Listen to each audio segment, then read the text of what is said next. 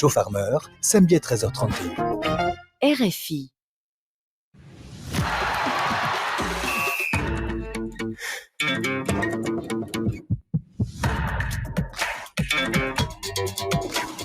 Radio Foot International, Annie Gasnier. Bonjour à tous, merci d'être au rendez-vous quotidien de Radio Foot International. Vous en avez l'habitude sur RFI, bien sûr. Et à 7h, nous parlerons donc ballon rond et commencerons par Mohamed Salah, star africaine du prochain mondial.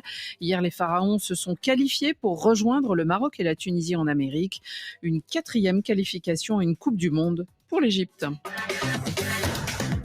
Les Baréas, bien partis pour les barrages, leur victoire hier leur permet d'espérer poursuivre l'aventure vers le prochain mondial face à des Comores qui, décidément, ont un problème récurrent de gardien. Le Ghana et ses Black Stars, eux, y sont presque. Demain, une première tendance dans le groupe C très disputé, 2 places pour 3, qui finira premier et deuxième entre le Bénin, l'Afrique du Sud et le Nigeria. Et puis demain toujours, Ivoiriens et Sénégalais pourraient confirmer leur place de leader alors que Gabonais et Congolais sont en embuscade. Et puis nous évoquerons les Bleus prêts à affronter vendredi soir au Parc des Princes l'Azerbaïdjan, une sélection qui n'a jamais disputé une compétition en phase finale et internationale, une sélection qui se cherche encore. Ceux qui ne se cherchent pas, c'est Kylian Mbappé et Jean-Philippe Mateta dont nous parlerons. Et puis nous évoquerons la qualification des jeunes de moins de 20 ans, des Bleuets, là-bas du côté du Chili pour un quart de finale. Bonjour Dominique Sévrac. Bonjour Annie, bonjour à tous. Vous êtes en bleu, vous suivez les Bleus, c'est la symphonie du bleu. C'est tout à fait, et en même temps on va parler de mon joueur préféré au monde, que Mohamed Salah, donc tout va bien. Tout va bien, bon alors c'est parfait. Patrick Juillard aura de quoi rajouter quelques petits détails. Bonjour Patrick. Bonjour Annie, bonjour à toutes et à tous, heureux d'être parmi vous. Très heureux, et puis Ludovic Duchesne est là aussi. Bonjour Ludo. Hello Annie, bonjour. Tout va bien ouais, super. M'ont aidé à préparer l'émission David et David. Ah oui, c'est bien, forts. c'est un duo. Alors il y a David Finzel. Ouais. C'est comme Brigitte et Brigitte, c'est ça. Alors David et David, c'est David Finzel et David Brockway. Radio Foot, c'est parti.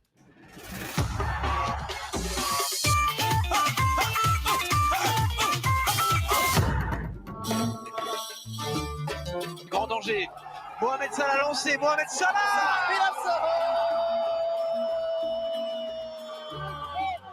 لسه تسال رد علينا صلاح. مروان طويلة جميلة خطيرة صلاح بكرة الله. L'inspiration sublime du capitaine Mohamed Salah, toute la classe. Et oui, Dominique, le pharaon des pharaons sera bien en Amérique. Son doublé, donc, a contribué à la tranquille victoire 3-0 de l'Égypte à Djibouti. Il s'agit de la 4e qualification à une phase finale de mondial pour les Égyptiens. Alors, il y a bien longtemps, ils participèrent de la 2e en 1934, ensuite en 1990, et puis la dernière fois, on s'en souvient, c'était en Russie en 2018. On s'en souvient parce que Mo Salah était arrivé blessé. On se souvient d'une clé de bras dans une finale de Ligue des Champions. On peut pas dire ça, Annie. Pensez à Sergio Ramos, quand même. Oui, qui avait pas pris de carton rouge. Et puis, il avait Pas aussi...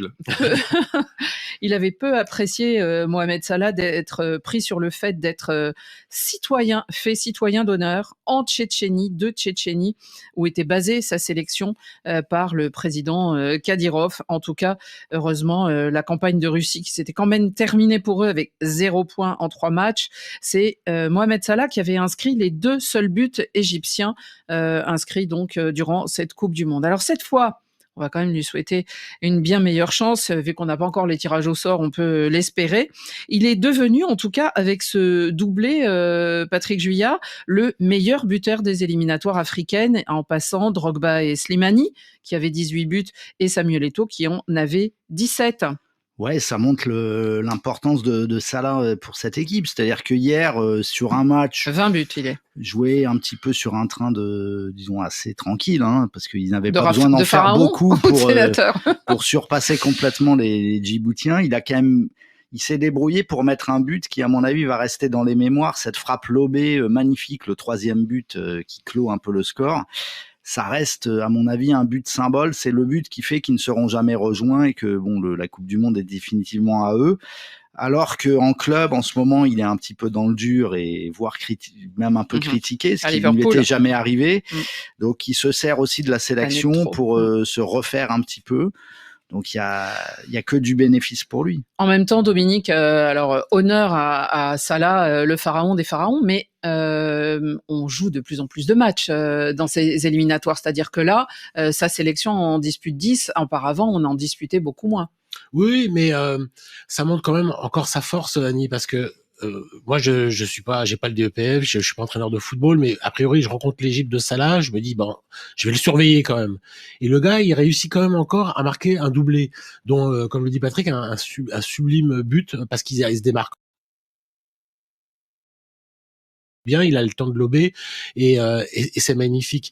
Mais on peut dire, oui, non, parce qu'en fait, ça, à part cette saison-là où c'est un peu compliqué, Liverpool sort de 3 matchs de suite, 3 défaites de suite, mais il le fait aussi tout le temps en championnat, ça, de surprendre ses adversaires, alors qu'on connaît son talent, on connaît sa spéciale, comment il va rentrer sur son pied gauche, comment il se démarque, et il continue à le faire. Donc ça veut dire qu'il a quand même un talent au-dessus de la moyenne encore, et qu'il est 5e au Ballon d'Or récemment, qui ça consacre un peu pour moi son génie. Donc oui, il y a plus de matchs. Mais il a été meilleur joueur africain plusieurs fois sur le continent. Ok, il y a plus de matchs et tout le monde en bénéficie. Tout à l'heure, on va parler de l'équipe de France. Kylian Mbappé, il est pas loin du record de Giroud. Tout le monde en bénéficie.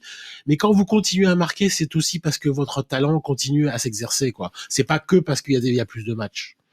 Ludovic, alors après, évidemment, quand je disais que c'était lui qui avait marqué les 2 seuls buts en Russie pour le compte de l'Égypte, on se demande que valent les pharaons qui sont autour de lui, parce que c'est ça sans doute aussi le plus important. Moi, j'étais étonné de voir que finalement, c'est seulement la 4e Coupe du Monde. Pour l'Égypte, ça veut dire qu'ils sont quand même souvent passés à côté. Et alors que sur le plan continental, sur le continent africain, ils détiennent toujours le record de la victoire en CAN. Mais ça veut dire que, et encore aujourd'hui, plus que jamais, l'Égypte sans Salah, c'est pas du tout la même histoire. Donc, c'est pas la même Salah 2, voilà. Pour faire un peu excellent. Vous êtes assis sur le siège de Nabil Djellit. C'est un hommage à Nicolas Villas. Il a laissé quelques blagues. Voilà, il en laisse toujours 2-3. Non, voilà, donc effectivement, après c'est vrai que c'est plus compliqué à Liverpool. Il devait partir, il est resté. Ouais. On sent qu'ils ont pris des joueurs, ils ont énormément investi.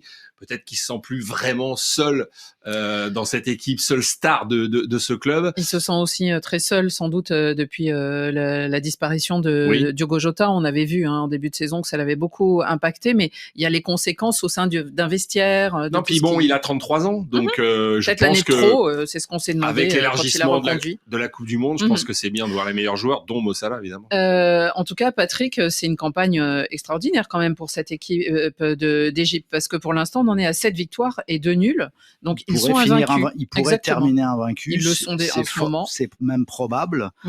Après, moi qui ai vu quelques-uns de leurs matchs, c'est pas exceptionnel. Le contenu, c'est pas. Par rapport aux adversaires, évidemment. Oui, c'est-à-dire que est-ce que l'équipe se contente de peu en se disant on n'a pas besoin de forcer pour gagner, ou est-ce que a-t-elle ou non de la marge? C'est ça ma question.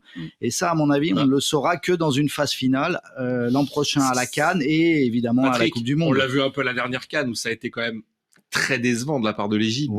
Donc la question reste posée. Donc on peut vraiment se la poser, parce que si c'est pour aller à la Coupe du Monde et encore une fois disparaître rapidement, à un moment donné, on attend plus quand même de l'Égypte. C'est-à-dire que non seulement en 2018, ils avaient non seulement disparu rapidement, mais en plus ils n'avaient pas pris un point dans un groupe où il y avait l'Arabie Saoudite, par exemple, qui est a priori à leur portée. Oui, voilà. Donc, normalement, l'Égypte a de quoi faire le contraire, battre l'Arabie Saoudite. Là, il n'y était pas arrivé, donc c'était pas très probant, quoi. Mais on en revient à ce que vous disiez, Annie, c'est-à-dire que le calendrier va pas favoriser un garçon comme Mohamed Salah, parce qu'il y a plus de matchs en Ligue des Champions, il y aura plus de matchs à la Coupe du Monde. C'est-à-dire que les joueurs, je pense. Et puis il y aura la CAN. Voilà, il y a la CAN. Moi, je pense qu'on va avoir une Coupe du Monde très faible, techniquement, comme on a vu un Euro 2024 très faible, avec la seule Espagne qui était sympa à voir, et encore, il y avait quand même des failles, mais sinon. Avec des mecs sur les rotules. Avec des mecs sur les rotules. Donc moi, je pense que Mohamed Salah, comme l'a dit Ludo, il a 33 ans. S'ils sont pas blessés. Il était déjà remplaçant dans le match de Ligue des Champions qu'ils ont perdu la semaine dernière. Il était remplaçant parce qu'il fallait aller jouer à Chelsea le week-end d'après. Donc Slot a dit bon on va le ménager un peu. Et on va le mettre titulaire sur le match de championnat. Donc c'est ça qui m'inquiète, c'est que non seulement les Pharaons, c'est pas forcément une très très grande équipe, mais leurs meilleurs joueurs risquent d'arriver complètement rincés parce qu'ils vont jouer le championnat, ils vont jouer avec des champions. Ça, c'est compliqué. Dans ce groupe, le Burkina Faso a fait ce qu'il fallait, c'est-à-dire qu'ils l'ont emporté en Sierra Leone sur le score de 1-0. Pour l'instant, ils sont deuxième, mais est-ce qu'avec 18 ou plus de points, leur prochain match, ça sera face à l'Éthiopie, chez eux, enfin en tout cas officiellement chez eux. On verra si ils arrivent à être meilleurs deuxième. Dans le groupe I, la très bonne opération des Bareas en s'imposant hier face aux Comores, la sélection de Madagascar. Les ébus. Oui. Voilà. Ça, c'est. Mais les Bareas, ce sont des ébus. On les appelle les Bareas. Il y a des chansons, il y a des refrains. Depuis le temps qu'on suit Madagascar, maintenant on en a pris l'habitude. Alors que les Comores, eux, c'est laissé la cante, n'est-ce pas? Et la sélection de Madagascar a repoussé les insulaires et les Maliens, surtout à une 3e place éliminatoire, mais surtout, donc ils ne pourront plus les concurrencer. Il y a encore, en tout cas, de grandes chances d'être parmi les meilleurs deuxièmes, et c'est ce que dit leur sélectionneur, l'expérimenté Corentin Martins, qui est fier de son groupe et de leur comportement. Depuis le mois de mars où je suis arrivé, avec le staff, on essaye de leur faire rentrer dans la tête que nous aussi, on veut la Coupe du Monde. Il y a un état d'esprit, un comportement à avoir sur le terrain et les joueurs ont mérité largement cette 2e place aujourd'hui. On est tous heureux, on est tous fiers en tout cas des résultats, fiers des points obtenus et fiers pour le peuple malgache aussi, qui ronge son frein parce qu'il ne voit pas jouer au pays, et c'est vrai que ça, c'est une déception pour moi de ne pas avoir pu jouer chez nous. Donc c'est encore une contrainte et une difficulté supplémentaire. Corentin Martins au micro de notre correspondant Yoann Gourlet, parce que ça se jouait à Abidjan sous une pluie diluvienne. Alors il le dit, ils ont adopté cette mentalité de mondialiste. Ce qui s'est passé quand même du côté des Comores, on se souvient de cette scène absolument incroyable à la CAN de... avec ce gardien au Cameroun, de ce gardien qui avait été suspendu et qui du coup est remplacé par un défenseur, exactement, et qui s'en était très bien sorti. Et là, le gardien a aussi été sorti et expulsé. Oui, et ils en ont pâti puisqu'on a vu des approximations, pour être poli, des erreurs, même un arrêt derrière la ligne, c'est-à-dire que le gardien était sur le ballon, mais malheureusement il avait déjà franchi la ligne, ce qui est un peu dommage. Mais au-delà de ça, pour une faute. On prend tous les matchs qu'elle a joués, elle n'en a gagné qu'un contre le Tchad, une équipe assez faible, et en plus ce jour-là le Tchad était sans beaucoup de cadres. Et elle ne gagne plus un match. Et ça va assez mal. On ne sait pas vraiment. Il y a peut-être quelque chose qui s'est brisé. Il y a eu peut-être un excès de confiance à un moment. Ils se sont peut-être vus trop beaux. Donc, quelque chose est cassé dans cette équipe. Madagascar a su en profiter. Et au contraire, là, on voit une équipe en pleine renaissance. Il y a une bonne émulation entre les joueurs basés en Europe, comme Rae Rieniana, qui a marqué le 2e but, qui joue à Valenciennes. Je pense que même que je ne l'ai pas si bien prononcé, mais enfin, j'ai pas buté. On comprend, Patrick, comprend. Quand on dit Eric Rabé, et des joueurs locaux, parce que rappelons quand même que le Madagascar était en finale du CHAN également. Donc ça travaille quand même dans ce pays, sur la détection des joueurs. Et ce que j'aime bien, c'est que c'est vraiment une équipe malgache. Celle de 2019, qui avait fait des merveilles à la CAN, était basée en partie sur des joueurs réunionnais naturalisés malgaches. Là, ce sont des joueurs vraiment... l'idée n'est pas de dire qu'il y a des vrais et des faux malgaches, mais là, c'est vraiment des joueurs formés localement ou dans un climat très partis particulier. Jouer en Europe, quoi. C'est autre chose. Et c'est un groupe très homogène, puisque même avec 19 points là, ils sont quand même pas sûrs de finir 2e. Il faudra aller au Mali. Ils sont pas mal partis quand même. Oui. Pas mal partis. Ils vont jouer à Bamako et alors le Mali, lui, n'a plus aucune chance, mais par contre jouera pour la première fois à Bamako depuis bien longtemps. Ouais, et donc puis le Mali est plutôt en forme. C'est pour ça que c'est pas gagné. Ils ont raté leur début d'éliminatoire. Ils ont fait n'importe quoi au début, un peu comme le Nigeria dans un autre groupe, mais ils se sont bien repris et ils sont amenés notamment par un excellent Kamori Doumbia qui qui marque but sur but, qui a fait un doublé hier, et donc ça sera pas simple du tout pour les Barea à Bamako. En tout cas, dans ce groupe, il y avait le Ghana, et il leur manque pas grand-chose. Presque rien, c'est-à-dire il faut qu'ils évitent de perdre 5-0. Et oui, voilà, donc ça serait... ça va aller. Ils sont à 99,9% en phase finale. Alors demain, on a des grandes affiches pour de grands enjeux avec ce fameux groupe C où des décisions sur tapis vert ont rebattu les cartes. Ouais. Le Bénin est premier du groupe, l'Afrique du Sud est deuxième mais à égalité de points et le Nigeria n'a pas dit son dernier mot. Demain, match à Kigali donc pour le Bénin. L'Afrique du Sud reçoit le Zimbabwe alors qu'elle aurait dû aller jouer là-bas, donc elle joue encore une fois à domicile. Patrick Juillard, selon vous, qui va finir premier dans ce groupe ? Eh bien, j'ai bien peur, malgré tout, malgré comme vous l'avez dit, que les cartes aient été rebattues, que ce soit l'Afrique du Sud. Quand même l'Afrique du Sud, malgré sa perte de points. Parce que dans ce groupe, c'est l'équipe qui, à mon avis, collectivement... Il y a les aussi. Voilà, ceux-là sont à mon avis condamnés déjà à jouer les seconds rôles. Déjà, oui. Mais l'Afrique du Sud, c'est l'équipe qui a sans doute le plus de certitude collectivement. C'est une équipe qui reste sur une excellente CAN. Elle a terminé à la 3e place. Et je pense qu'elle a en plus l'avantage, et ça c'est un peu une anomalie de ces dernières journées, elle joue 2 matchs à domicile alors qu'elle aurait dû jouer au Zimbabwe, mais pareil, comme le terrain du Zimbabwe est suspendu, elle va recevoir le Zimbabwe. La CAF devrait, dans ces cas-là, imposer un terrain neutre. Après, Patrick, s'il continue de faire jouer des joueurs suspendus, peut-être que le Bénin peut quand même aller à la Coupe du Monde. Absolument. Attention. Le Bénin, déjà, à Kigali, ça va pas être simple, même si, a priori, le Bénin a les moyens de battre le Rwanda, mais ça sera pas simple. Il y a des absents, en plus, dont Junior Olaitan, qui est un petit peu le joueur créatif du milieu de terrain offensif béninois, donc ça va pas être facile. Non, c'est ce qu'avait dit Gernot Rohr, d'ailleurs. Mais je sais que Gernot Rohr, avec lui, l'équipe sera au rendez-vous, ils vont pas lâcher l'affaire. Dans ce groupe, Ludo, ce qu'on peut se dire, c'est on voit, il y a le Nigeria, quoi, et on se dit, mais mon Dieu, le Nigeria. Alors, il pourrait encore éventuellement se rapprocher, mais il faudrait marquer beaucoup de points. Là, eux, ils jouent face aux Lesotho, ce qui devrait être... Et après, ils joueront le Bénin. Mais c'est pour ça que ça peut faire... Je partage ce qu'a dit Patrick, c'est-à-dire que je pense que l'Afrique du Sud... malgré la première. Alors après, c'est le grand suspense de la 2e place. Malgré sa grossière erreur administrative, va quand même s'en sortir. Ils ont des références. Et ils ont du talent. Ils ont du talent. Ils ont presque l'habitude de passer dans toutes les compétitions. Donc, et 7 matchs sur 10 joués à domicile. 3e de la dernière CAN, je crois. Ouais, exact. Donc voilà, c'est une sélection avec Hugo Bross, qui joue, qui en plus il connaît par cœur, qui joue souvent le même football avec les mêmes joueurs. Il y a un noyau dur, c'est les joueurs des Mamelodi Sundowns, c'est très stable. Il y a une équipe type, il y a un schéma type, tout ça est bien huilé en fait. Donc le Nigeria au contraire c'est très instable. Le Bénin c'est une équipe en émergence, mais c'est une équipe jeune qui a moins de réservoir de joueurs. Donc j'ai peur, malheureusement, j'aurais bien aimé. Enfin, moi, mon cœur bat plutôt pour le Bénin, vous l'avez compris. Mais peut-être seront-ils ce serait beau qu'ils soient dans les meilleurs deuxièmes parce que ça donnerait assez. C'est le Nigeria qui a joué, c'est vraiment le Nigeria. Sur les 4 premières journées, ils n'ont pas gagné un match. Donc, à un moment. Il y aura aussi la Côte d'Ivoire qui jouera. Alors là, on va parler des gros qui sont archi favoris et qu'on attend. Ils sont leaders de leur groupe. Le suspense est énorme. Mais il y a du suspense parce que s'ils se sont hissés en tête de leur groupe, eh bien, il faut qu'ils continuent dans la logique. La Côte d'Ivoire jouera aux Seychelles, tandis que le Gabon, qui est à un point derrière, se déplacera en Gambie. Et alors, je voulais joindre ça finalement avec le Sénégal qui jouera au Soudan du Sud et la RDC qui jouera au Togo.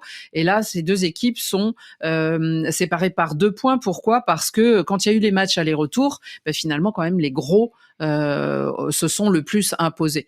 La Côte d'Ivoire, tenante du titre, logiquement, devrait... Attention quand même au Kenya. Bon, aux Seychelles, ça devrait quand même... Il n'y aura pas de souci. Ils sont pas flamboyants, les Ivoiriens, depuis leur titre.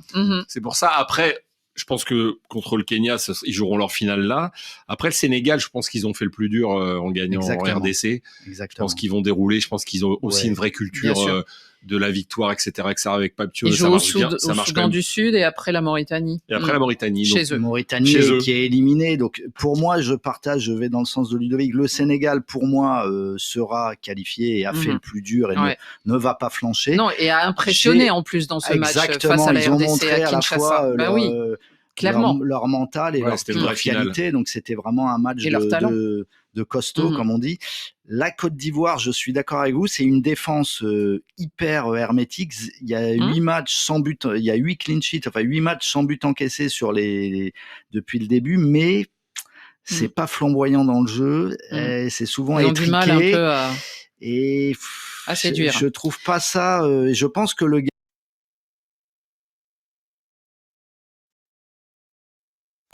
Exactement. Surtout que la Gambie, en fait, le match contre la Gambie se jouera au Kenya, puisque la Gambie ne peut pas recevoir. Et donc là, ça joue vraiment sur un terrain neutre. Donc, et ensuite, le Gabon reçoit le Burundi. Donc ça devrait être possible de faire 6 points pour le Gabon, et tout dépendra de savoir si la Côte d'Ivoire... Bon, aux Seychelles, il n'y aura pas de miracle pour les Seychelles, mais sur le dernier match contre le Kenya, on ne sait jamais. Ça peut... On verra si la logique s'impose. En tout cas, évidemment, RFI est partout. Grâce à ses correspondants sur le terrain, le service des sports et Radio Foot, on est aux aguets et à l'affût des résultats. Et mardi soir, eh bien, nous clorons ces éliminatoires, ces 10 journées par une émission spéciale le soir.